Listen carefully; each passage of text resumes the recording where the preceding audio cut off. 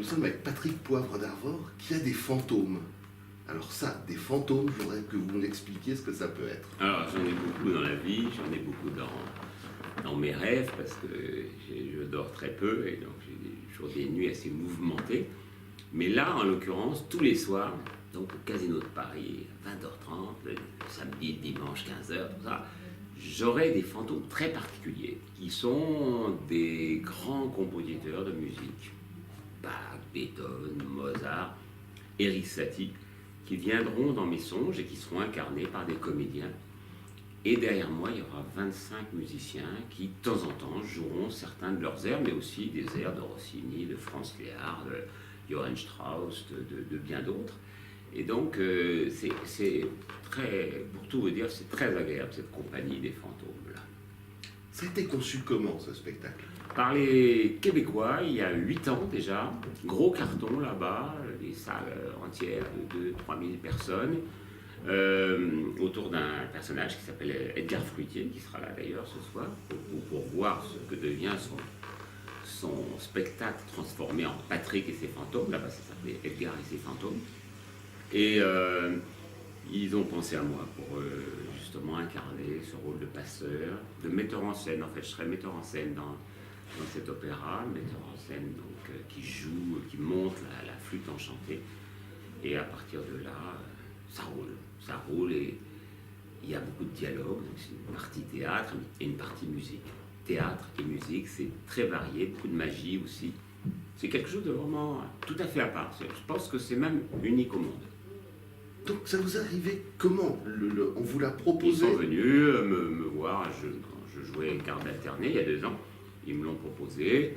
J'ai voulu voir le spectacle, donc je me suis déplacé. Je suis allé à Montréal le voir et j'ai été emballé et j'ai dit oui. Comment on passe alors en fait du rôle que vous avez joué pendant 30 ans, c'est ça? Oui, mais c'est d'une certaine façon, c'est quand même un rôle de médiateur, quoi. Et quand je présentais le journal de 20h, j'étais un médiateur, je racontais aux gens ce que je savais de la journée, je leur racontais, je leur délivrais.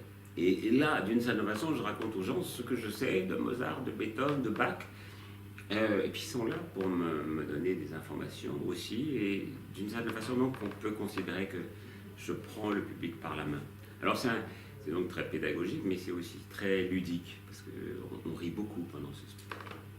Vous aimez être au théâtre? Parce que je vous ai vu dans Garde alternée, après dans des petits spectacles musicaux, enfin plus ou moins petits. Oui, souvent des lectures, spectacles, des concerts, lectures, ça j'aime bien faire ça avec un pianiste, une violoncelliste, une harpiste.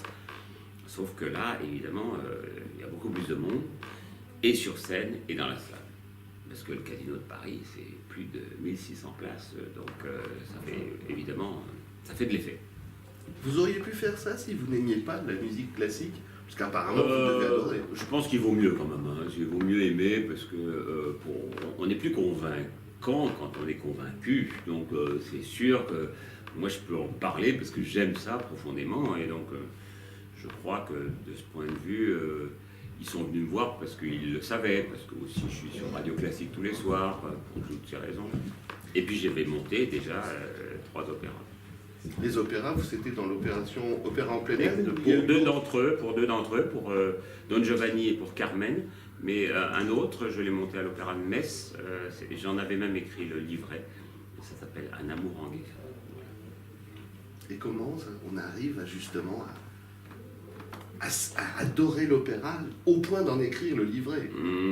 Quand j'étais jeune, à l'âge de 17-18 ans, à Prague, j'ai fait une rencontre magnifique avec justement Don Giovanni, que j'ai vu dans le théâtre même où ça avait été créé en 1787, et j'ai eu un éblouissement. Et voilà, ça, 50 ans après, ça n'a pas changé.